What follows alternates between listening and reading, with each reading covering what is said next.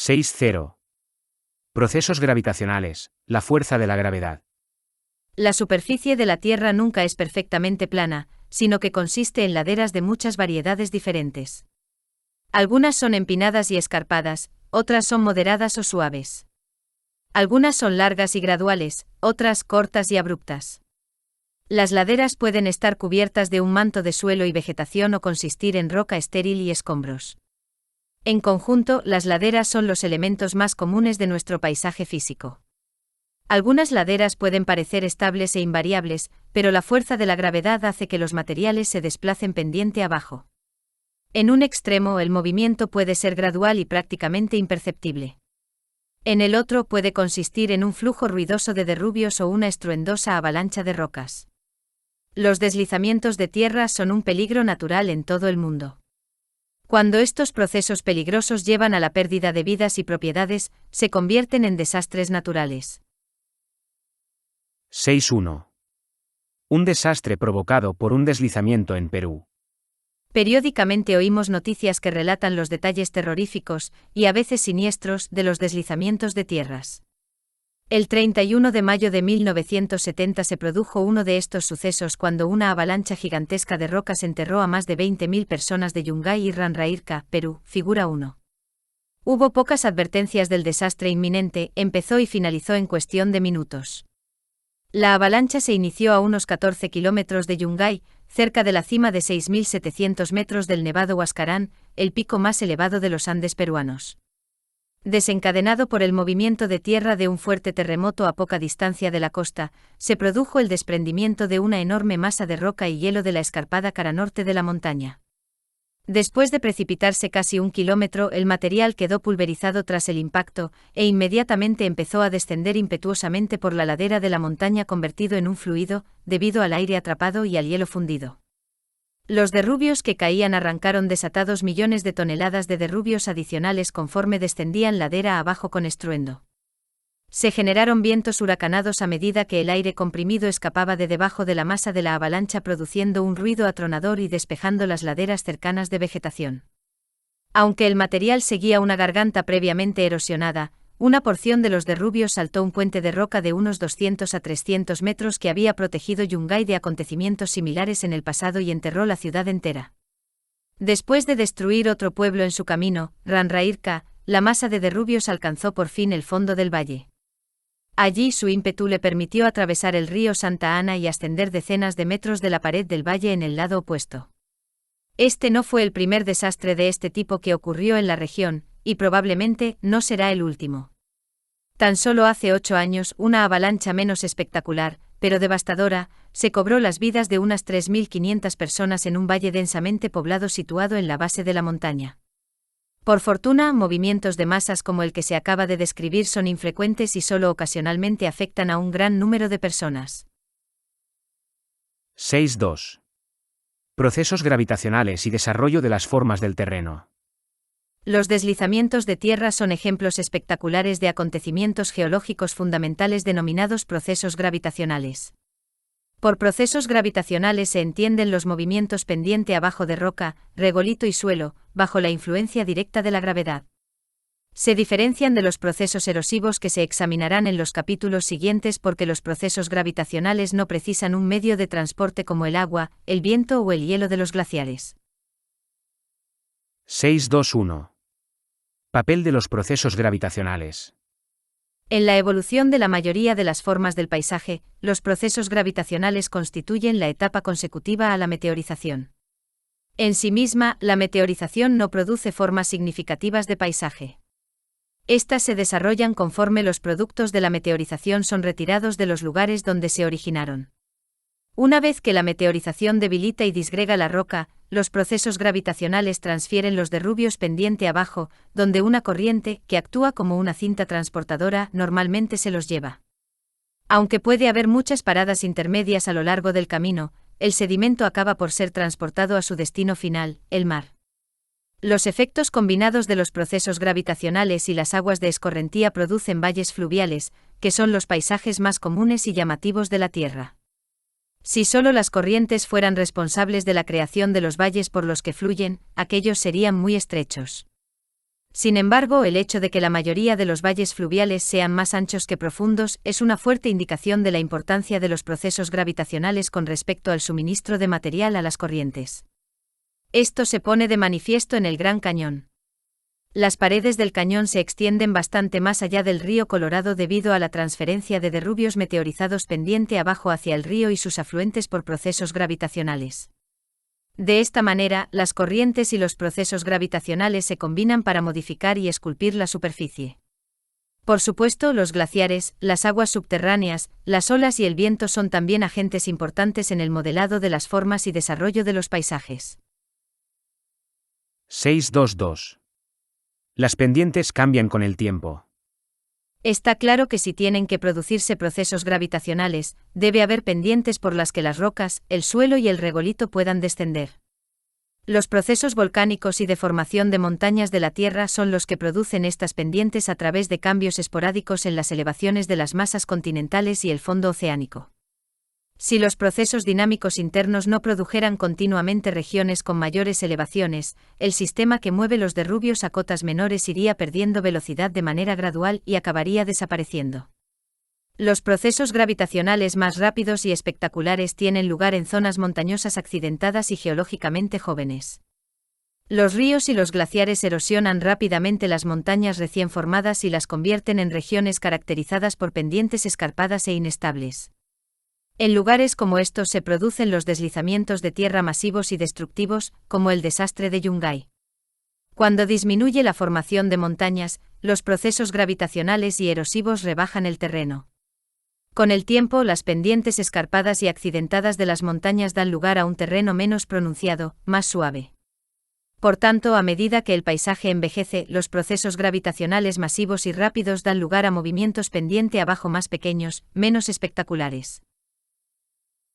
6.3. Controles y desencadenantes de los procesos gravitacionales. La gravedad es la fuerza que controla los procesos gravitacionales, pero varios factores desempeñan un papel importante en cuanto a la superación de la inercia y la creación de movimientos descendentes. Mucho antes de que se produzca un deslizamiento, varios procesos actúan para debilitar el material de la pendiente, convirtiéndolo de una manera gradual en un material cada vez más susceptible a la fuerza de la gravedad. Durante este periodo, la pendiente permanece estable pero cada vez se aproxima más a la inestabilidad. Al final, la fuerza de la pendiente se debilita hasta el punto de que algo hace que cruce el umbral de la estabilidad a la inestabilidad. Un acontecimiento de este tipo que inicia el movimiento descendente se denomina desencadenante. Recordemos que el desencadenante no es la única causa del proceso gravitacional, sino solo la última de muchas causas. Entre los factores comunes que desencadenan los procesos gravitacionales se cuentan la saturación en agua del material, el exceso de inclinación de las pendientes, la eliminación de la vegetación anclada y las vibraciones del suelo debidas a terremotos. 6.3.1. Papel del agua. A veces los procesos gravitacionales se desencadenan cuando las fuertes lluvias o los periodos de fusión de la nieve saturan los materiales de la superficie. Ese fue el caso en octubre de 1998, cuando las lluvias torrenciales asociadas con el huracán Mitch desencadenaron corrientes de barro devastadoras en Centroamérica. Cuando los poros del sedimento se llenan de agua, se destruye la cohesión entre las partículas, permitiendo que se deslicen unas sobre otras con relativa facilidad. Por ejemplo, cuando la arena está ligeramente húmeda, se pega bastante bien. Sin embargo, si se añade suficiente agua como para llenar los huecos entre los granos, la arena se escurrirá poco a poco en todas las direcciones, figura 2. Por tanto, la saturación reduce la resistencia interna de los materiales, los cuales son puestos fácilmente en movimiento por la fuerza de la gravedad. Cuando la arcilla está húmeda, se convierte en una masa muy suave, otro ejemplo del efecto lubricante del agua. El agua añade también considerable peso a una masa de material. El peso añadido puede ser suficiente en sí mismo para hacer que el material se deslice o fluya pendiente abajo. 6.3.2.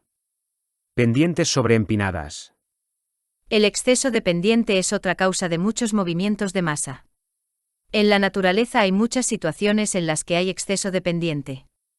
Una corriente fluvial que socava la pared de un valle y las olas que golpean contra la base de un acantilado no son sino dos ejemplos familiares. Además, a través de sus actividades, el ser humano crea a menudo pendientes sobreempinadas e inestables que se convierten en zonas principales de actuación de los procesos gravitacionales, véase recuadro 1. Las partículas granulares no consolidadas, granos del tamaño de la arena o más gruesos, adoptan una pendiente estable denominada ángulo de reposo. Este es el ángulo más empinado al cual el material se mantiene estable. Dependiendo del tamaño y la forma de las partículas, el ángulo oscila entre 25 y 40 grados. Los granos mayores y más angulosos mantienen las pendientes más empinadas. Si se aumenta el ángulo, los derrubios de roca se ajustarán desplazándose pendiente abajo. El exceso de pendiente no es importante simplemente porque desencadene movimientos de materiales granulares no consolidados.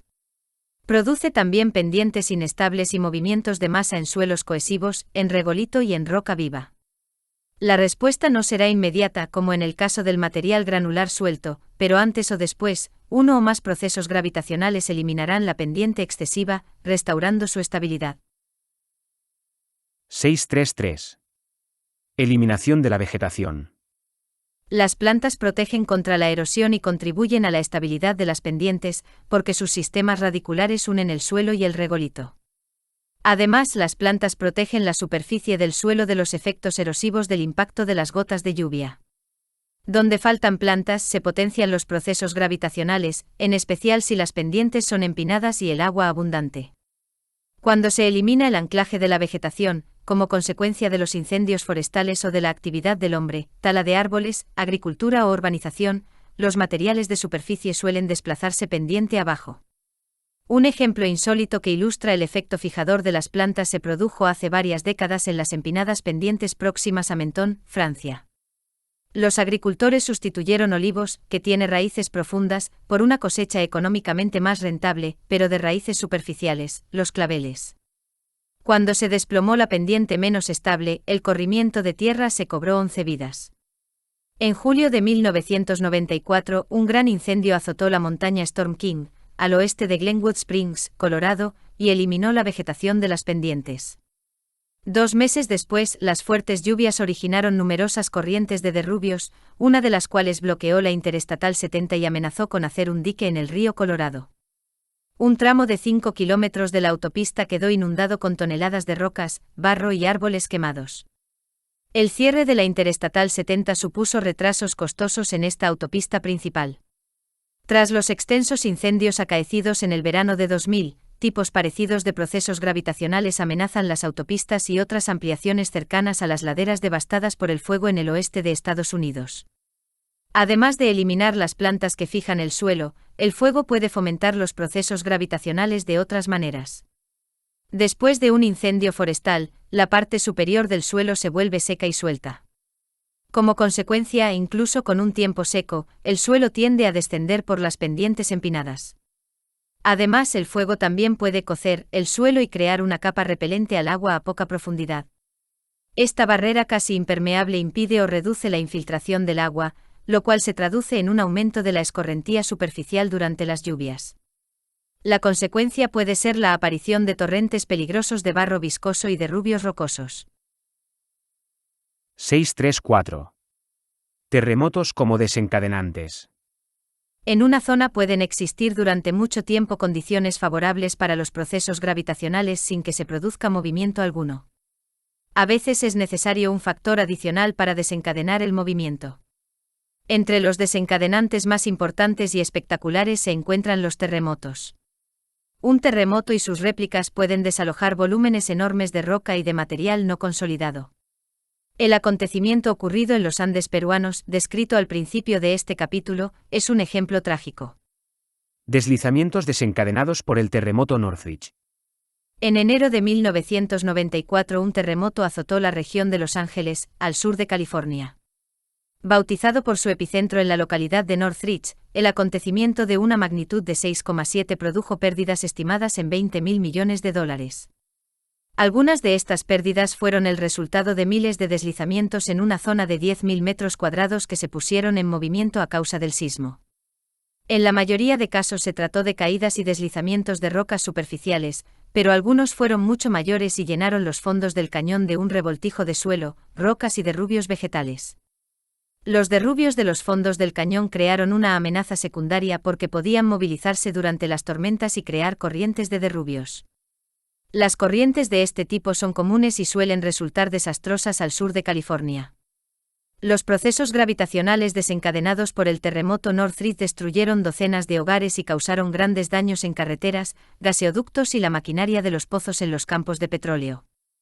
En algunos lugares, más del 75% de las zonas con pendiente fue denudado por los deslizamientos y se hicieron vulnerables a los procesos gravitacionales posteriores desencadenados por las fuertes lluvias.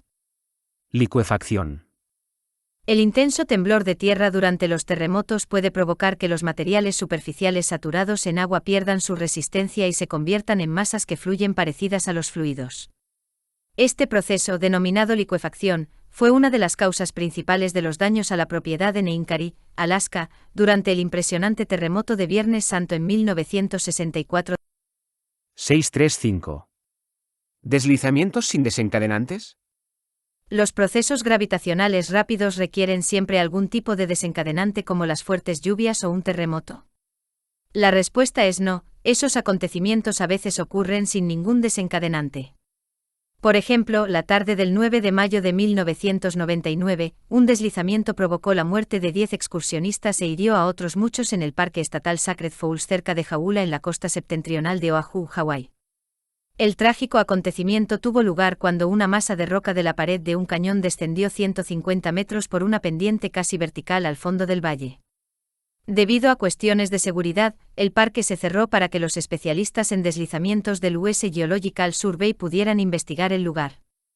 En su estudio concluyeron que el deslizamiento se produjo sin un desencadenante procedente de ninguna condición externa apreciable. Muchos procesos gravitacionales rápidos ocurren sin un desencadenante apreciable. Los materiales de la pendiente se debilitan de manera gradual con el tiempo bajo la influencia de la meteorización a largo plazo, la infiltración de agua y otros procesos físicos. Al final, si la resistencia cae por debajo del nivel necesario para mantener la estabilidad de la pendiente, se producirá un deslizamiento. El ritmo de los acontecimientos de este tipo es aleatorio y, por tanto, es imposible predecirlos con precisión. 6.4. Clasificación de los procesos gravitacionales. Hay una larga serie de procesos diferentes que los geólogos denominan procesos gravitacionales o movimientos de masa. En la figura 3 se ilustran 4 de ellos. En general, los diferentes tipos se clasifican en función del tipo de material implicado, de la clase de movimiento exhibido y de la velocidad del mismo. 6.4.1. Tipo de material.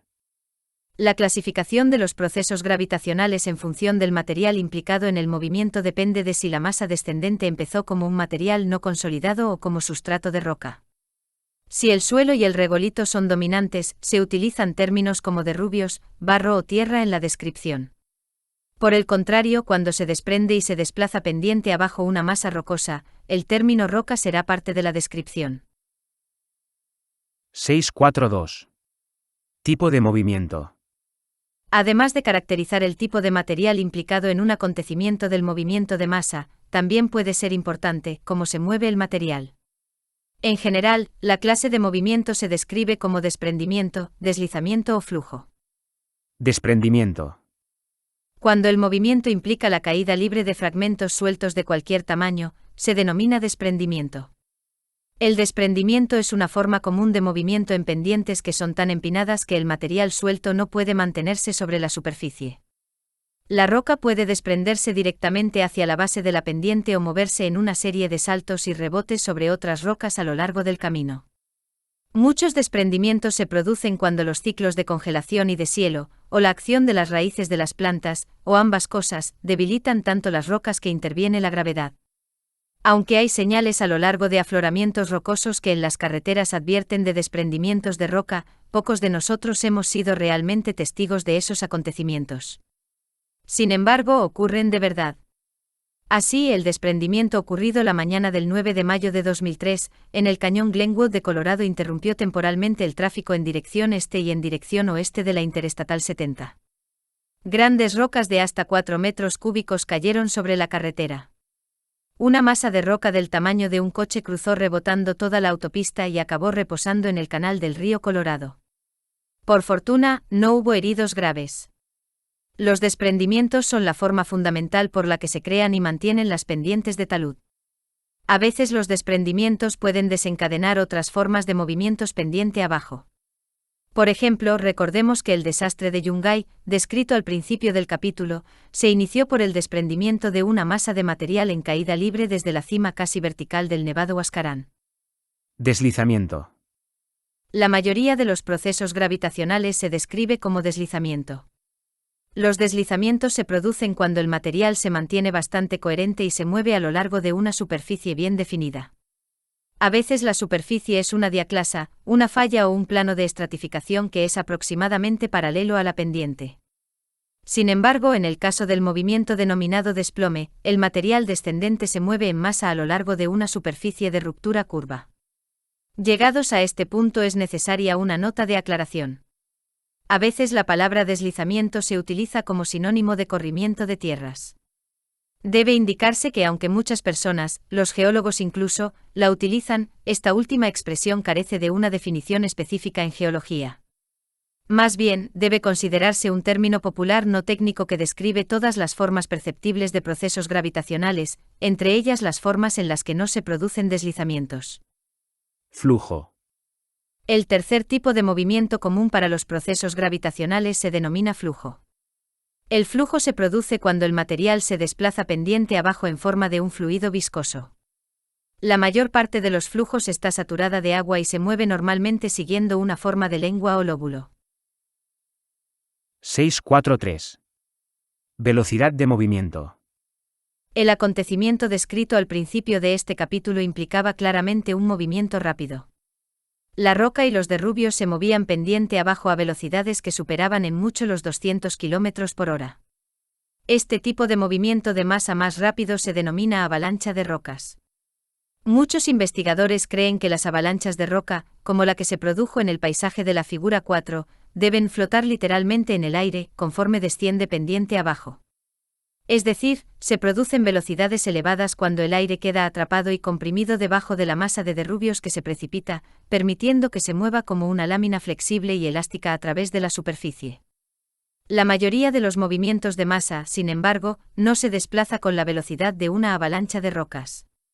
De hecho, la gran mayoría de los procesos gravitacionales son imperceptiblemente lentos. Un proceso que examinaremos más tarde, denominado reptación, es consecuencia de movimientos de partículas que suelen medirse en milímetros o centímetros al año. Por tanto, como puede verse, las velocidades del movimiento pueden ser espectacularmente súbitas o excepcionalmente graduales. Aunque los diversos tipos de procesos gravitacionales suelen clasificarse en rápidos o lentos, esta distinción es muy subjetiva, ya que existe un amplio intervalo de velocidades entre los dos extremos. Incluso la velocidad de un proceso individual en un lugar concreto puede variar considerablemente, véase recuadro 2. 6.5. Desplomes.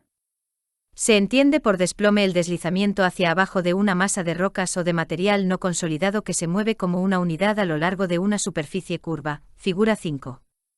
Normalmente el material desplomado no viaja a una velocidad espectacular ni muy lejos. Esta es una forma común de proceso gravitacional, en especial en acumulaciones gruesas de materiales cohesivos como la arcilla. La superficie fracturada tiene una forma característica en cuchara cóncava hacia arriba o hacia afuera. Conforme se produce el movimiento, se crea un escarpe en forma de cuarto creciente en la cabecera, y la superficie superior del bloque a veces se inclina hacia atrás. El desplome puede implicar una sola masa, pero a menudo consiste en bloques múltiples. A veces se acumula agua entre la base del escarpe y la parte superior del bloque inclinado. Conforme el agua se filtra hacia abajo a lo largo de la superficie de ruptura, puede promover una ulterior inestabilidad y un movimiento adicional. Los desplomes se producen normalmente debido a que la ladera tiene una pendiente excesiva. El material situado en la porción superior de la pendiente se mantiene en su lugar por el material situado en la base de la misma. Conforme se elimina este material de anclaje de la base, el material situado encima se vuelve inestable y reacciona al empuje de la gravedad. Un ejemplo relativamente común es una pared de valle cuya pendiente se hace excesivamente empinada como consecuencia de un río meandriforme. El desplome puede producirse también cuando una pendiente está sobrecargada, causando tensión interna sobre el material que está debajo. Este tipo de desplome se produce a menudo en los lugares donde el material blando, rico en arcilla, se encuentra debajo de estratos de roca más compacta y resistente como la arenisca. La infiltración del agua a través de las capas superiores reduce la cohesión de la arcilla que hay debajo y produce así el desplome de la pendiente. 6.6. Deslizamiento de rocas. Los deslizamientos de rocas se producen cuando bloques rocosos se sueltan y se deslizan pendiente abajo, véase figura 3b. Si el material implicado está muy poco consolidado, se utiliza la expresión deslizamiento de derrubios. Tales acontecimientos se cuentan entre los movimientos de masa más rápidos y más destructivos.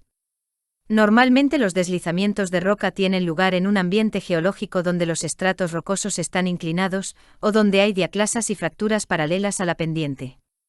Cuando dicha unidad de roca se ve socavada en la base de la pendiente, pierde apoyo y la roca acaba por desprenderse. A veces los deslizamientos de roca se desencadenan cuando la lluvia o el agua de fusión de la nieve lubrican la superficie subyacente en el lugar en el cual la fricción ya no basta para mantener la unidad rocosa en su lugar. Como consecuencia, los deslizamientos de roca tienden a ser más comunes durante la primavera, cuando son más frecuentes las lluvias abundantes y la fusión de la nieve. Los terremotos pueden desencadenar deslizamientos rocosos y otros movimientos de masa. El terremoto ocurrido en 1811 en Nuevo Madrid, Missouri, por ejemplo, produjo deslizamientos en un área de más de 13.000 km² a lo largo del valle del río Mississippi.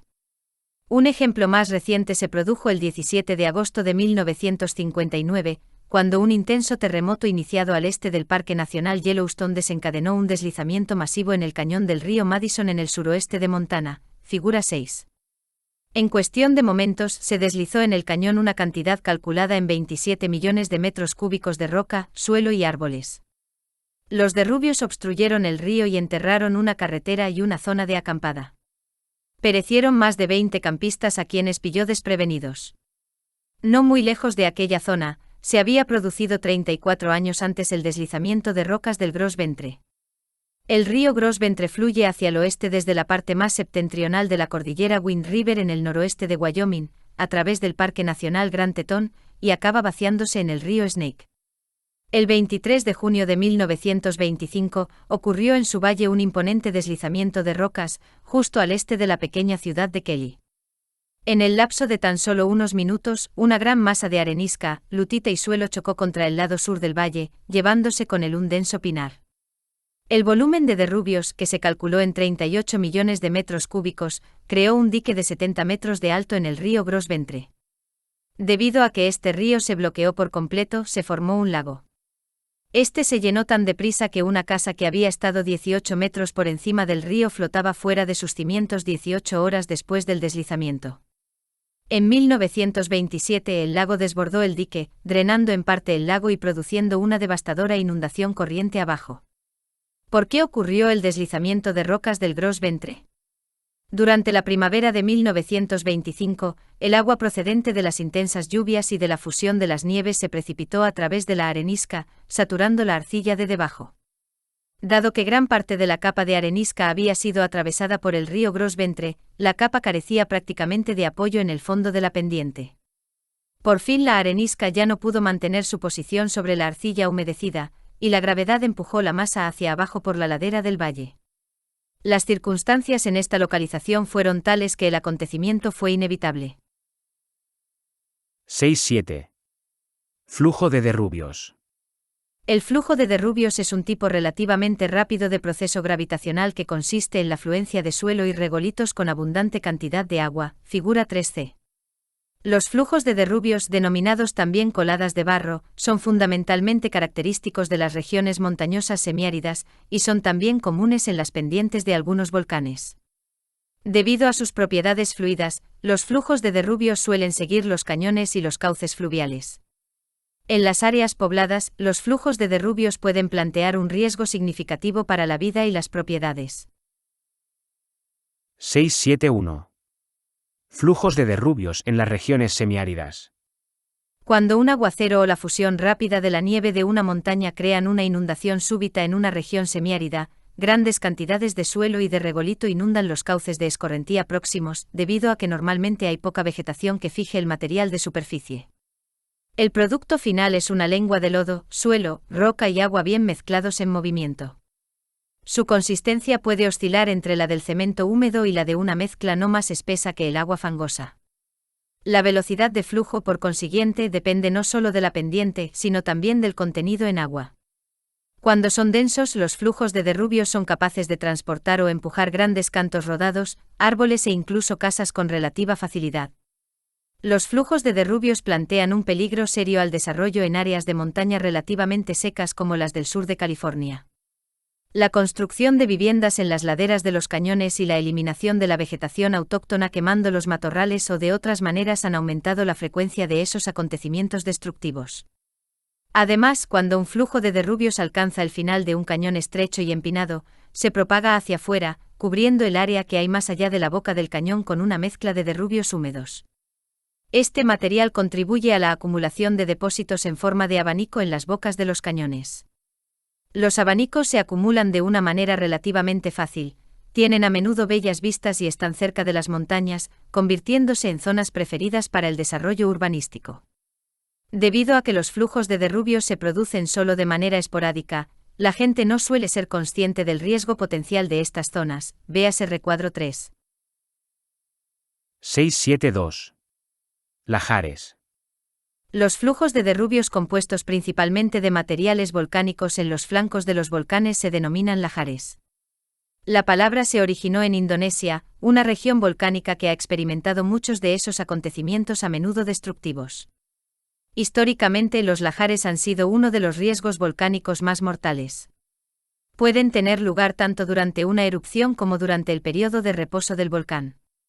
Se producen cuando capas muy inestables de cenizas y derrubios se saturan de agua y fluyen pendiente abajo por las laderas volcánicas. Estos flujos siguen generalmente los cauces de corrientes existentes.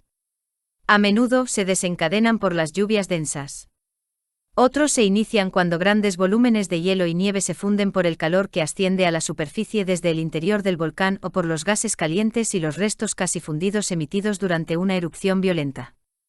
Cuando entró en erupción el monte Santa Elena en mayo de 1980, se crearon varios lahares. Los flujos y las inundaciones acompañantes corrieron ladera abajo por los valles de las bifurcaciones norte y sur del río Tute a velocidades que a menudo superaron los 30 km por hora. Por fortuna, el área afectada no estaba densamente poblada. No obstante, se destruyeron o resultaron muy dañados más de 200 hogares, figura 7. La mayor parte de los puentes siguió un destino similar. Según el US Geological Survey.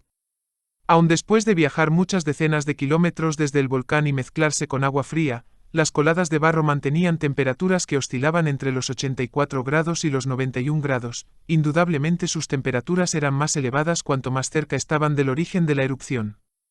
Localmente las coladas de barro se elevaron por encima de las paredes de los valles hasta 108 metros y por encima de las colinas hasta 75 metros.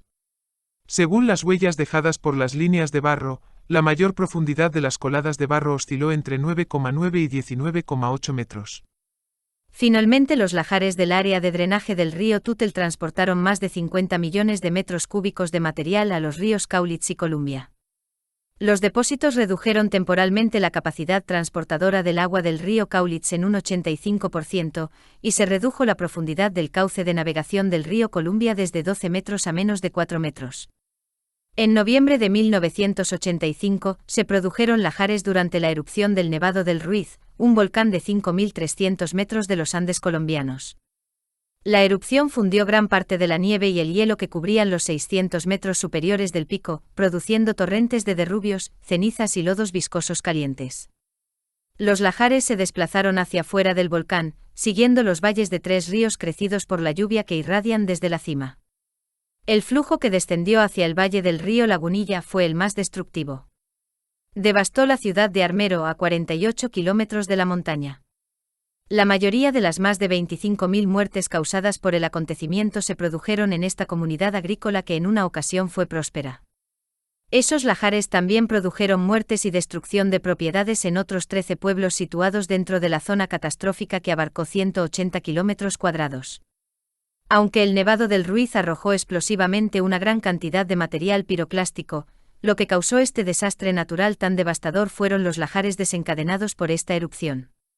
De hecho, fue el peor desastre volcánico acaecido desde la erupción del Monte Pelee, en la isla caribeña de la Martinica, en 1902, durante la cual murieron 28.000 personas.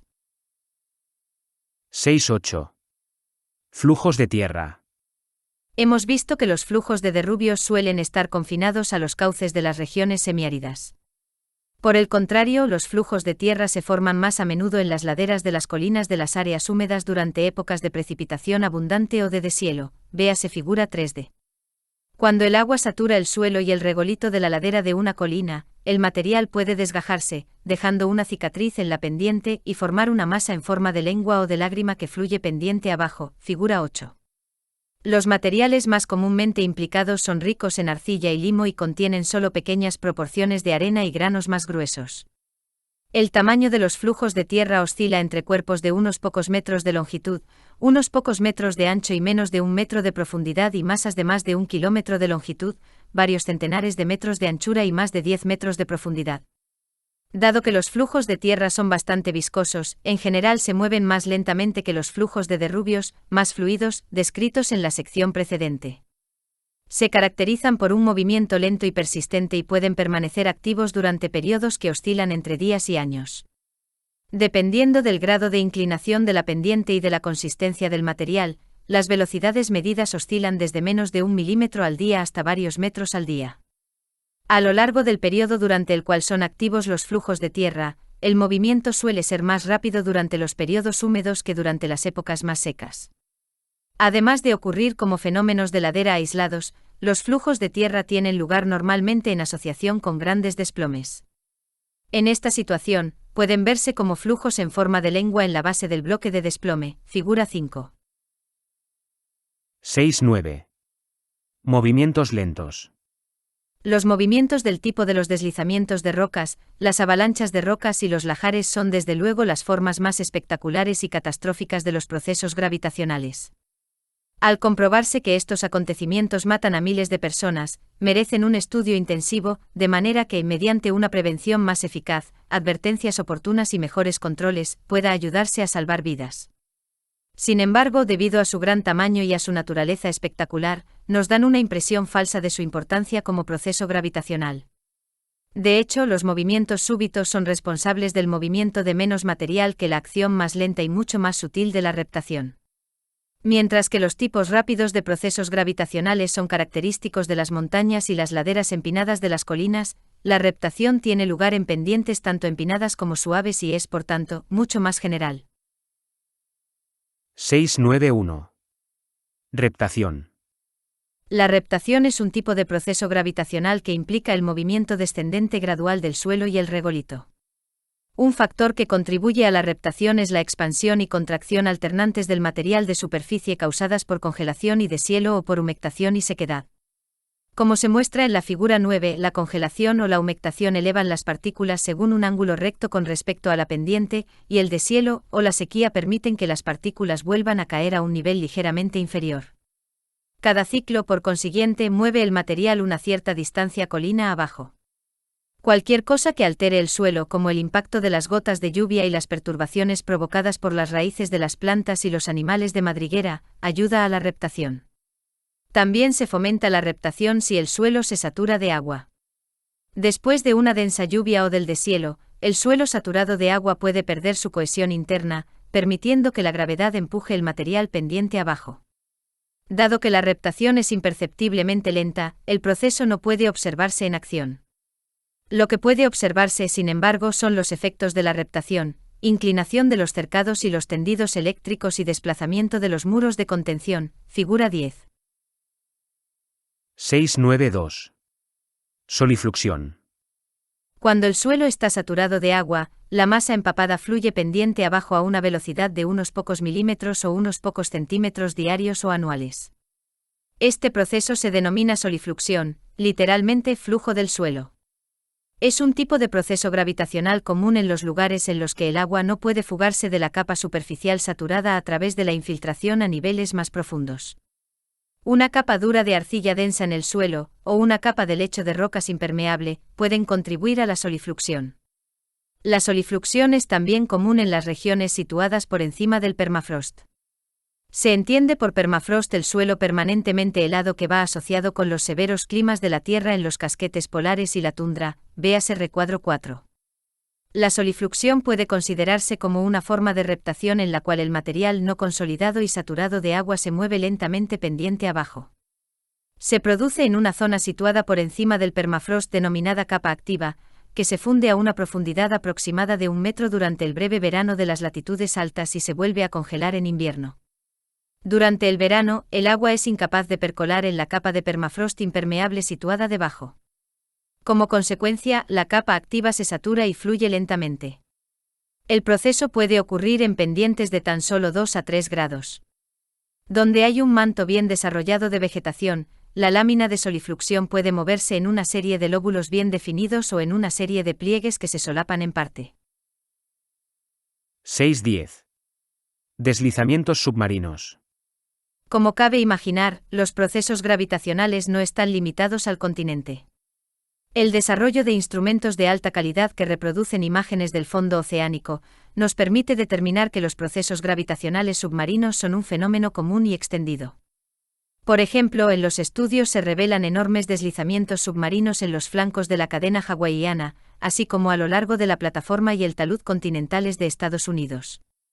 De hecho, muchos deslizamientos submarinos, principalmente en forma de desplomes y avalanchas de derrubios, parecen mucho mayores que cualquier proceso gravitacional similar que suceda en el continente. Entre los deslizamientos submarinos más espectaculares se cuentan los que tienen lugar en los flancos de los volcanes submarinos, denominados montes submarinos, y en las islas volcánicas como las Hawái. En los flancos sumergidos de las islas Hawái se han identificado docenas de grandes deslizamientos de más de 20 kilómetros de longitud. Algunos tienen dimensiones verdaderamente espectaculares. Uno de los más grandes que se han cartografiado, llamado la avalancha de derrubios de Nuuanu, se encuentra en el lado nororiental de Oahu. Se extiende a lo largo de casi 25 kilómetros a través del fondo oceánico y su tramo final se eleva por una pendiente de 300 metros, lo cual indica que debió de ser muy potente y tener un gran ímpetu. Este enorme deslizamiento transportó bloques gigantescos a muchos kilómetros. Es probable que cuando ocurren acontecimientos tan grandes y rápidos, estos produzcan olas marinas gigantes denominadas tsunamis que recorren el Pacífico. Los impresionantes deslizamientos submarinos descubiertos en los flancos de las islas Hawái están relacionados con casi total seguridad con el movimiento del magma mientras un volcán está activo. A medida que se añaden grandes cantidades de lava al borde marino de un volcán, la acumulación de material acaba provocando un gran deslizamiento. En la cadena hawaiana, parece que este proceso de crecimiento y hundimiento se repite a intervalos de 100.000 a 200.000 años mientras el volcán es activo. A lo largo de los bordes continentales de Estados Unidos, grandes cicatrices de desplomes y flujo de derrubios marcan el talud continental. Estos procesos son consecuencia de la acumulación rápida de sedimentos inestables, o de fuerzas como las olas de los temporales y los terremotos. Los procesos gravitacionales submarinos son especialmente activos cerca de los deltas, que son depósitos masivos de sedimentos en las desembocaduras de los ríos. Aquí, a medida que se acumulan grandes cantidades de arcilla saturada de agua y sedimentos ricos en material orgánico, se vuelven inestables y fluyen con facilidad incluso por las pendientes suaves. Algunos de estos movimientos han sido suficientemente enérgicos para dañar grandes plataformas de perforación submarinas. Los procesos gravitacionales parecen constituir una parte integral del crecimiento de los bordes continentales pasivos. Los sedimentos suministrados a la plataforma continental por los ríos se mueven a través de la plataforma hacia la parte superior del talud continental. Desde este punto, los desplomes, los deslizamientos y los flujos de derrubios hacen descender los sedimentos hacia el pie de talud, o algunas veces más allá de este.